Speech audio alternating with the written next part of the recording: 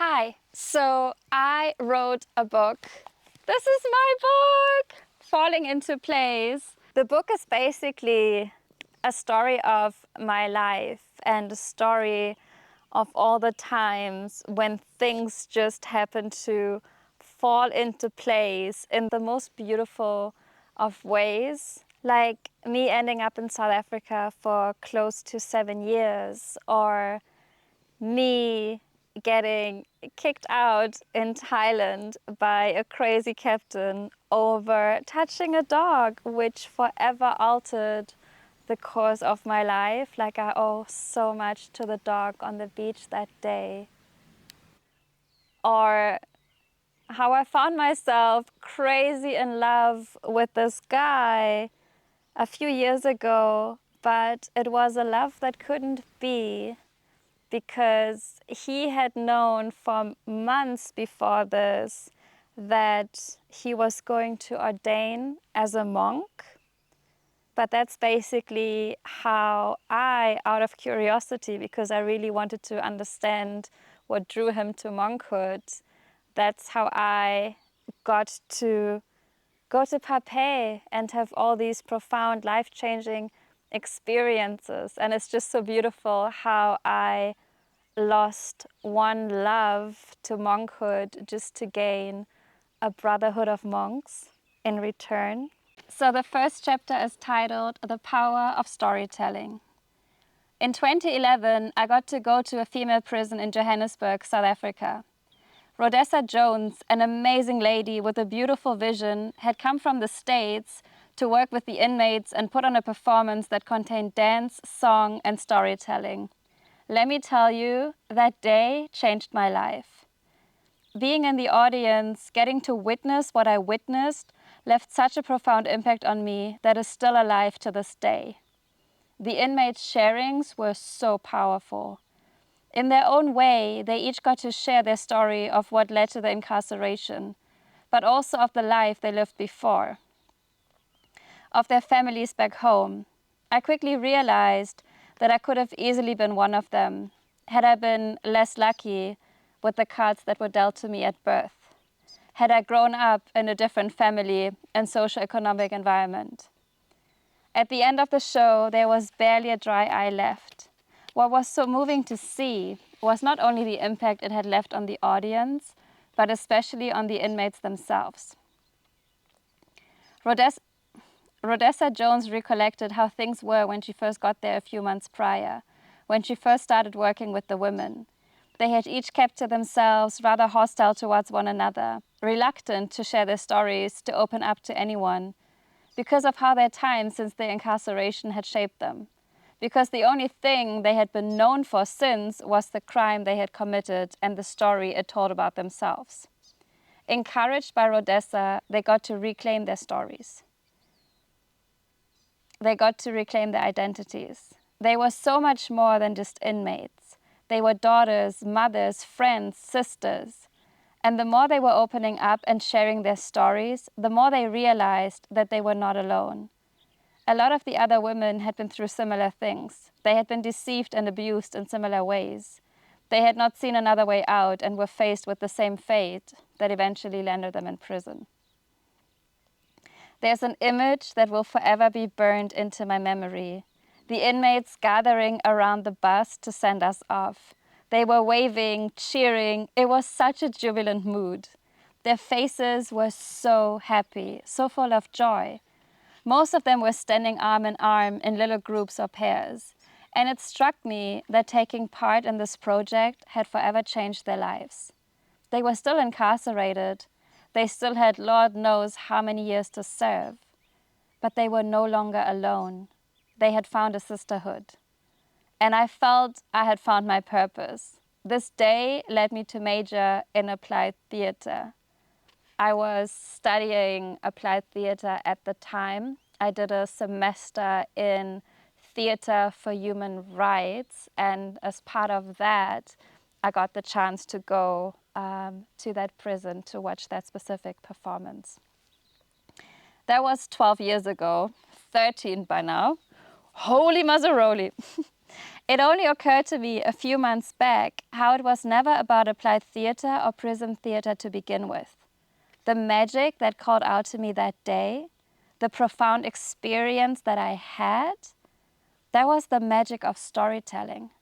Getting to witness the power that lies in sharing your story as unmasked, authentic, raw, and vulnerable as it can be. That's what I felt called to do, to share my story. Maybe more importantly, to inspire others to do the same. We are all uniquely and beautifully made. We all experience life differently. That's why I love the idea behind Story.One so much. No matter how small and insignificant we may feel at times, it reminds us of the opposite, that we are all authors. We all have stories to share, and they matter because we matter. Oh, there is a story in a story here. There's the story of writing the book, but there is also the story of what even got me to writing the book, because the fact that falling into place is even a thing is quite literally because things did fall into place. So back in 2022, I attended this top 100 casting for this job of your life, as it was being advertised by this other travel agency. And they were basically picking one person that they would send all over the world for 6 months to try out different hotels and hostels and activity, to document their experience, to create content that that travel agency would basically be able to use. And they would get paid for that. And I was like, oh my word, this sounds like the most epic job ever, because that's pretty much what I've been doing. Like, I have been traveling for quite a long time, and I love documenting my experience. And to think that now I get to do what I'm doing anyway, but I actually get paid for it, like that would just be amazing. So I went to that casting. I had submitted like a casting video, and I had made it under the top 100 from like more than 1,000 applicants or whatever. And looking back now, that job was never meant for me. As amazing as it sounded in theory, it would have not been me at all in reality, because I'm the kind of traveler who, first of all, loves to slow travel. Like this thing of like, today I'm here, next week there, then this country, this country, this country. I'm like, no, like I really want to immerse myself into a culture, into a community. I want to get to know like the people. And I can't do that when I'm just jet setting around.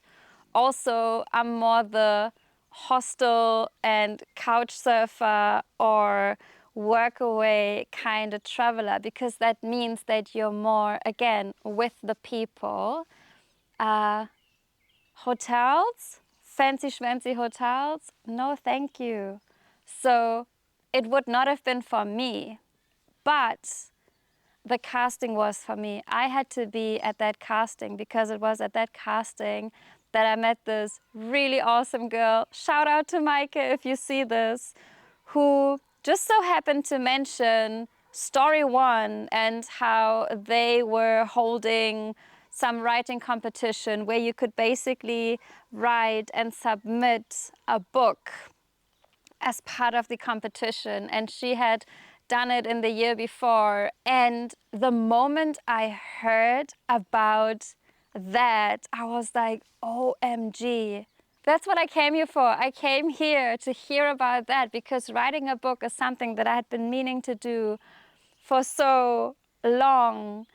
And now it actually seemed attainable, because the whole format of Story.One is that, so each chapter is just 3 pages long, and a book can have, I think, between 12 and 17 chapters, and that just sounded very doable. There was no way that I was not going to take part in that competition, which ended the end of January 2023, like in my mind, I had basically already written the book already. I knew what it was going to be called. I knew what the different chapters were going to be. I just had to sit down and write it. But then I guess my overthinking mind took over. And before I knew it, the deadline came and went, and I hadn't submitted it, which really, really, really, really got to me because I felt like I had just let myself down so much. And as I said, in my mind, I had already written it. So me not writing the book was a possibility or an option that hadn't even existed in my mind, but that's exactly the option that became a reality. So I felt like I couldn't even trust my own mind anymore. Anyway, so I kind of spiraled a bit from there. A lot happened from there. That's also another story for another day. But then a beautiful thing happened, which is the story of second chances, because at some point, and I think this was around April or May, I got an email from the Story.One people saying that they were holding a new competition. This was now the Young Storytellers Award competition. I'm not sure what the other one was. And I just felt deep down inside like, this is it. This is my second chance and I'm not going to blow it. And I had June, July, and all of August to write it. And again, I kind of kept pushing it away and I was procrastinating. And then I spent almost 2 months with my monks where I got a little bit of writing done. But I also really wanted to be present with that because it's not every day that you get to, you know, absorb their wisdom and like where you get to document that. So I put more focus on that. So I was like, okay, by the time I get to New Zealand, that's what I'm going to focus the first 2 weeks on. Like in those 2 weeks, I will write the book.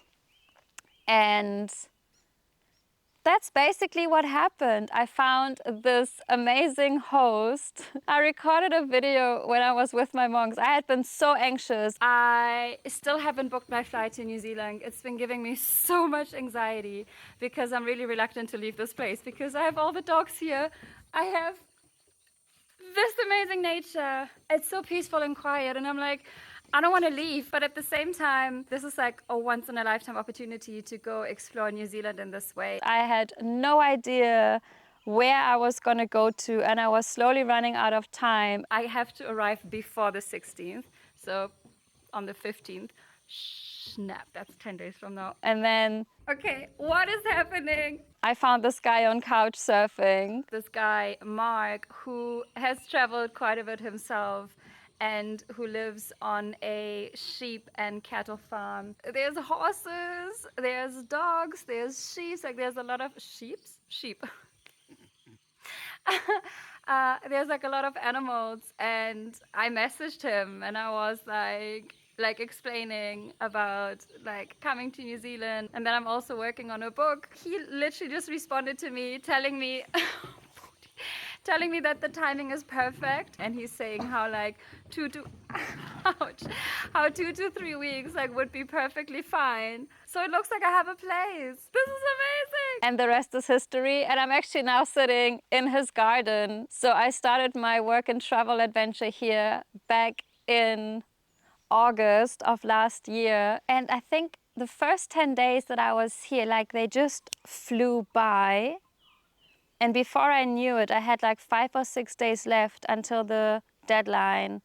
And my anxiety was kicking in like nobody's business. And I felt very overwhelmed. And it felt like it was me versus me. And like I wasn't able to overcome myself. But then something magic happened because the one night I just got to this point where I was like, no, it's all within you. Like you have all the stories. You just need to write it. Like you just need to write it. So it went from being me versus me to me with me.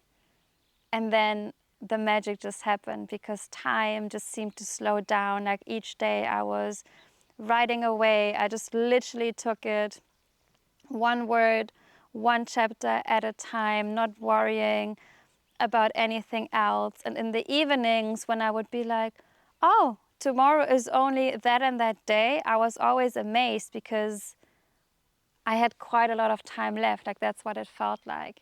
Until the very last day, where there was a power outage at Mark's place, which meant no internet for me, and I really needed the internet. And then he was like, hey, I've got the keys to this hall and there's internet there. Do you want to go there? And I was like, yes. I had the store open. I had a little table propped up. I had this as my beautiful view while riding. There's sheep staring at me right now. They're like chewing away, looking at me like, what is this human doing? This human wrote a book right here in this hall. Well, on her last day before submission, when anxiety was kind of running high as to, am I going to be able to finish this on time? So the deadline for the book was midnight on the 31st of August, which means the moment it was the 1st of September, it was going to be too late. But with me being in New Zealand and being like far ahead, it meant that I still had until 12 o'clock midday. And I submitted the book at 5 o'clock in the morning for me on the 1st of September. And here's something very special about that date, because that was my grandma's birthday. She passed away 10 years ago, 11 years ago this year. And I got to submit the book on her birthday, on what would have been her 90th birthday. Like, there was something really special about that. And also, the day that I went to the casting, the day that I learned about Story.One in the first place, was 9 years to the day of her funeral. So 9 years ago, I was the one carrying her urn to her final resting place. And 9 years later, it was my aunt who drove me to the train station in the morning before I got to the train that took me to the location of the casting. And she was like, do you know what day it is? And she was kind of just recalling how, like, 9 years ago, and just how proud my grandma would be of me, like that I'm out there, like, doing my thing and like chasing my dreams and going for it and everything. And then we were both crying in the car. And it was just such a profound moment. So it feels like my granny was in all of this, because it was a very specific day when I learned about this competition. And it was a very special day. Hi, Hemi. When I submitted the book. So she's in all of this. What I would like to share with this video is to go for the things that you burn for. Like, if you want to write a book, go write a book.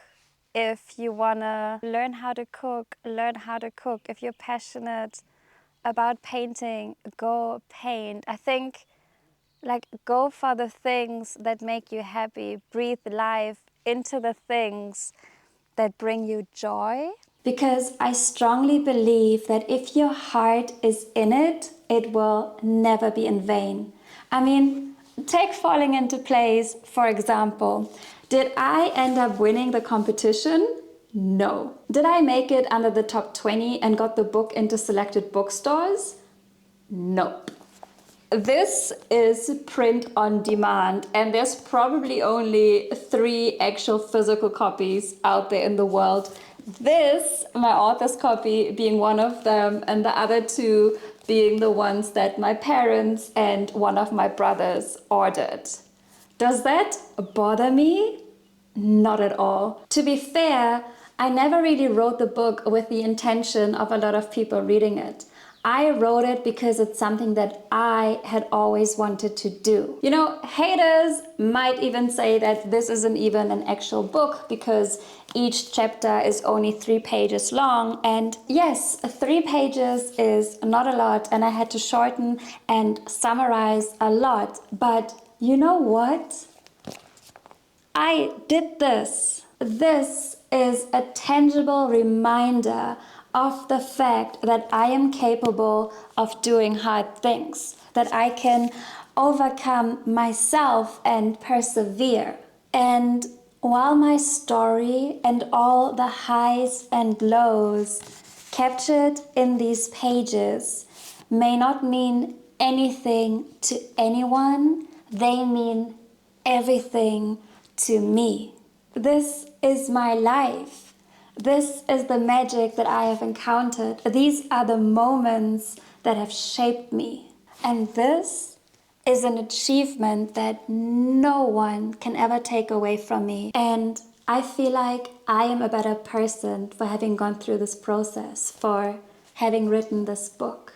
So, whatever it is that you are yearning to breathe life into, whatever it is that sets your heart on fire, go for it. Know that you are capable and that you have absolutely got this. Know that it will be difficult at times, but it will be oh so worth it. And know that you will probably be a better person for it, and the world will be a better place for it because it will be one precious creation richer.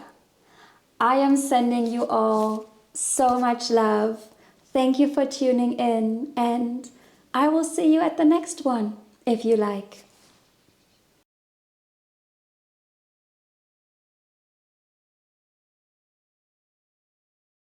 And we're back. I took a little overthinking break because I struggle with that a lot, with like, what am I actually saying and who actually cares? But then I'm like, it's my story and I would like to share it. And maybe there's people out there who, you know, would like to listen to it. And I will never know if I don't try. There's this beautiful song lyric by Emily Sondé, which goes, if no one ever hears you, how are they gonna learn your song? So it's about just going for it and sharing. And hi, Hemi! Do you want to listen to my story? Oh, this is perfect. This is actually amazing. Because now I can just pretend, like I can just tell it to you instead of an empty camera. And I feel like I am a better place. I'm a better place for you and for me and the entire human race. It's still kind of surreal to hold this and to be like, you did this, girl. Like, you wrote this. Or maybe not. I could get something for my knees. That would be too easy, hey? I have a log. If your heart is in it, it will never be in vain. In vain. Wayne interessiert. Oh my God. Oh, Hemi, Hemi, Hemi, Hemi. Thank you for featuring. Because I've got like, you can see the mountain. And it's quite the major flex to be like, this is my book. Hello. Flex. What am I saying? Oh, the mountain is so beautiful. Okay, focus, Ronja. Or how when I was in dire need of a phone to help me navigate through a busy city in Thailand after my phone had just, you know, decided to do a skydive and hit the road while driving on my scooter. Hemi, what's happening? Okay. That escalated quickly. What the F, bro? Okay, now I'm scared. I did literally nothing. You haven't done that in a while. You've always been so sweet.